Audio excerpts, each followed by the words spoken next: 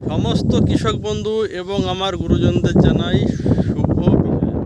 তো অলরেডি দশমী চলে গেছে, আজকে একাদশী দ্বাদশী। তো আজ শনিবার। আজ আমি এসেছিলাম পটল বিক্রি করতে আশমালি বাজারে। আজকে সবজির দাম প্রচণ্ড খারাপ, জানি না কালকে সব ভাসান টাসান হলো এই জন্য দাম আজকে কম কিনা। খুবই কম দাম, 30 টাকা পটল বেচলাম। তো ফেরার পথে দেখতে পাচ্ছি সুন্দর একটা জমিতে একটা সিমের জমি।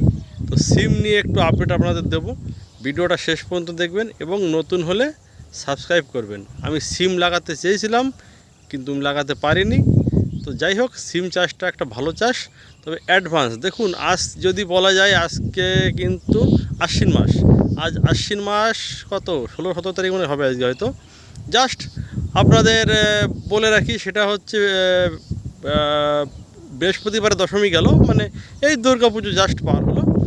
মার্কেটে কিন্তু সিম 100 টাকা, তবে ব্যবসাদাররা বলছে দাম বেশি ছিল, আজকে একটু বাজার কাটা। তো 100 টাকা কিন্তু আজকে সিমের বাজার। তো সিম নিয়ে একটু ভিডিও হচ্ছে, আপনারা শেষ পর্যন্ত দেখবেন। আর আমার ভিডিও ভালো লাগলে সাবস্ক্রাইব করবেন।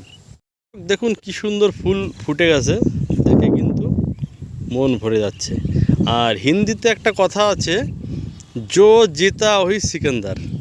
ঠিক আছে, এই যে প্রাকৃতিক দুর্যোগ, এই যে লাগাতার বর্ষা, এর মধ্যে যে সিম চাষ করে ফেলেছে, বাজারজাত করে ফেলেছে, সেই কিন্তু প্রকৃত চাষি। তো কথাটার মানে হলো যে জো জিতা ওই সিকান্দার।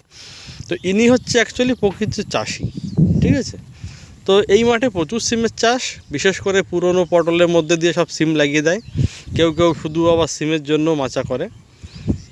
তো গাছ যা দেখা যাচ্ছে, বর্ষার জন্য একটু গাছের রং ফ্যাকাশে হয়েছে, একটু জমিতে পরিচর্যা করতে হবে। হ্যাঁ, একটু সার মাটি দিতে হবে, আগাছা পরিষ্কার করতে হবে। তবে সিম কিন্তু ফুল চলে এসছে।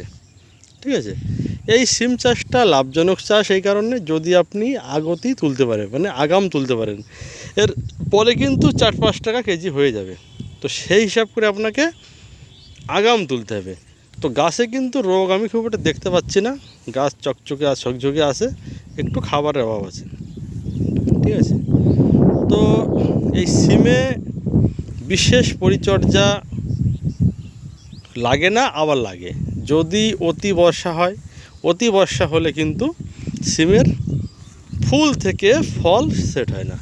তো আসুন এই মুহূর্তে জেনে নিই সিমে কি কি পরিচর্যা আমরা করব। সিমে সাধারণত ছত্রাকনাশক হিসাবে, যদি খুব বর্ষা হয়, ন্যাটিভোর ব্যবহার করতে হয়।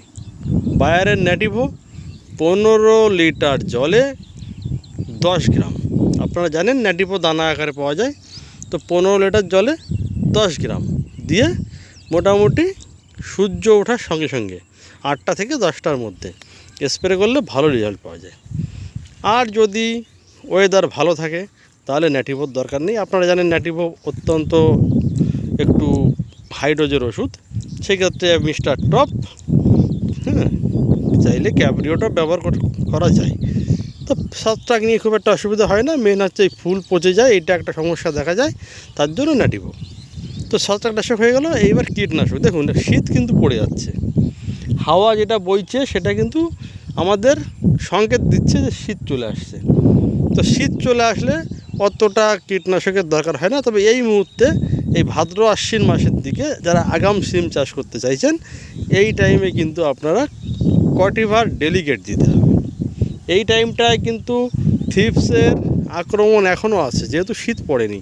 কার্তিক মাসের শেষের দিকে শীত পড়ে যাবে, তখন আর আপনার ডেলিকেটের প্রয়োজন হবে না।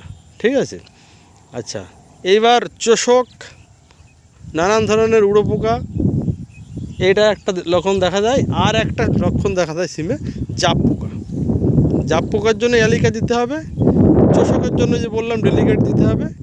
যদি লেদা লাগে, এতে লেদা এমন কিছু লাগে না, যদি লেদা লাগে তো ইমামেকটিন বেনজয়েট দিতে পারেন।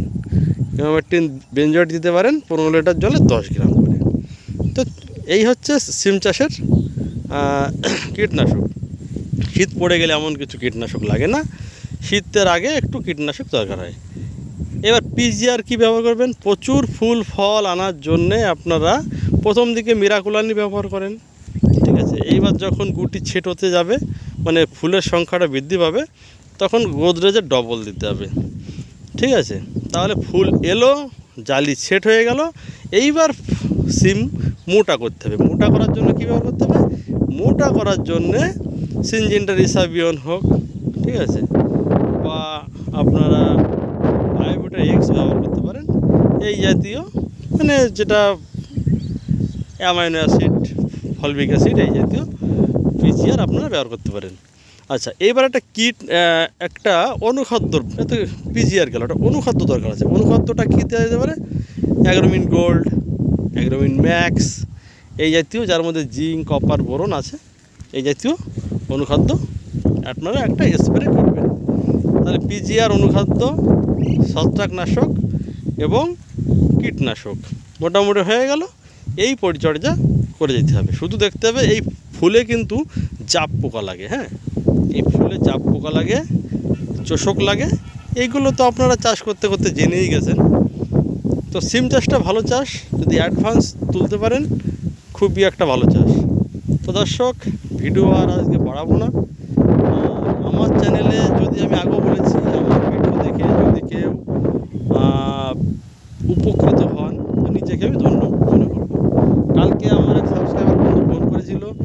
এবার অনেক কীটনাশক আমি যেগুলো বলছি অন্য অন্য এলাকায় হয়তো পাওয়া যায় না, ঠিক আছে। যেমন কালকে একজনে বলেছিল সিনজেন্টার অ্যালিকা পাচ্ছে না।